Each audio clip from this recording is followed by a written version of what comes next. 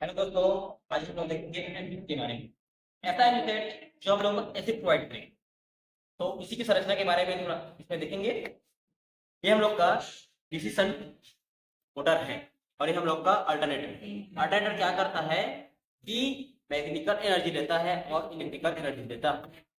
साथ ही ये हम लोग का क्या है, मोटर है डिसीजन। ये हम लोग का इलेक्ट्रिकल देगा और मैकेनिकल देगा। तो आप देख सकते हैं दोस्तों कि इसमें हम लोग एक कपल कर दिए।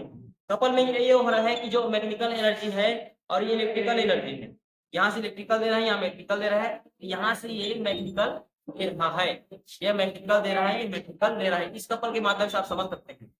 तो अल्टरनेटर अल्टरनेटर की संरचना के बारे में थोड़ा आप लोगों को बता देता हूँ कि अल्टरनेटर की संरचना इस प्रकार रहती है। इसमें जो आप लोग जानते होंगे आर्मेचर, आर्मेचर जो रहती है वो स्टेटर में रहती है और हम लोग को फील्ड वाइंडिंग रहती है और सेंटर में रहती है। ये हो गया हम लोग का अल्टरनेटर के बारे में। और दूसरा है हम लोग का DC shunt motor. DC shunt motor में क्या होता है, तो हम लोग का सेंटर में आर्मेचर और स्टेटर में फील्ड वाइंडिंग।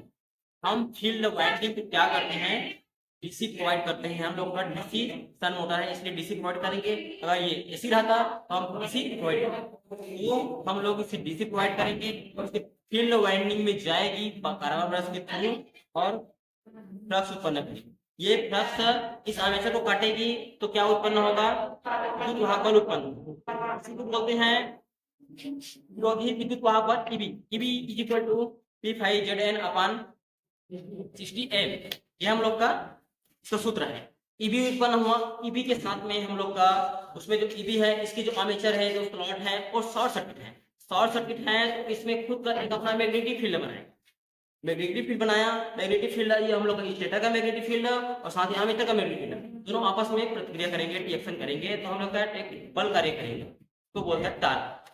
और टार्क का निकलेगा, टार्क का बनेगा और टार्क के कारण हम लोग की जो मोटर की गति बढ़ जाती है। तो मोटर की गति यहाँ से हम लोग को मैकेनिकल इस प्रकार मिल जाएगा। आइए देखते हैं इसको अल्टरनेटर के बारे में। अल्टरनेटर क्या होता है, मैकेनिकल देगा और इलेक्ट्रिकल देगा। इसकी संरचना आपको थोड़ा सा बता दिया था, एक बार और बता देता हूँ। इसकी जो आर्मेचर रहती है वो स्टेटर में रहती है और जो फील्ड वाइंडिंग है वो रोटर में रहती है। ऐसा तो नहीं है कि हम लोग का जो रोटर घूमेगा, रोटर घूम रहा है लेकिन इसमें तो डीसी कैसे बनेगा, कोई तो सप्लाई नहीं है, तो मैग्नेटिक फील्ड उत्पन्न कैसे होगा। रही बात ये हम लोग को सवाल आती है माइंड में, तो इसके लिए हम लोग कुछ विशेष व्यवस्था किए जाते हैं, उसको बोलते हैं एक्साइटर। एक्साइटर क्या करता है कि जो हम लोग को फील्ड वाइंडिंग रहती है उसको डीसी प्रोवाइड करता है।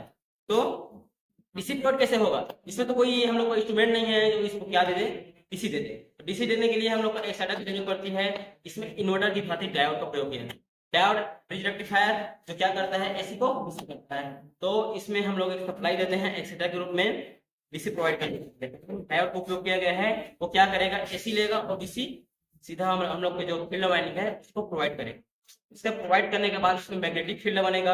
अब आप लोग जानते हैं विद्युत प्रेरण चुंबकीय सिद्धांत के आधार पर जब कोई फ्लक्स आर्मेचर को काटता है तो उसमें विद्युत वाहक बल उत्पन्न होता है।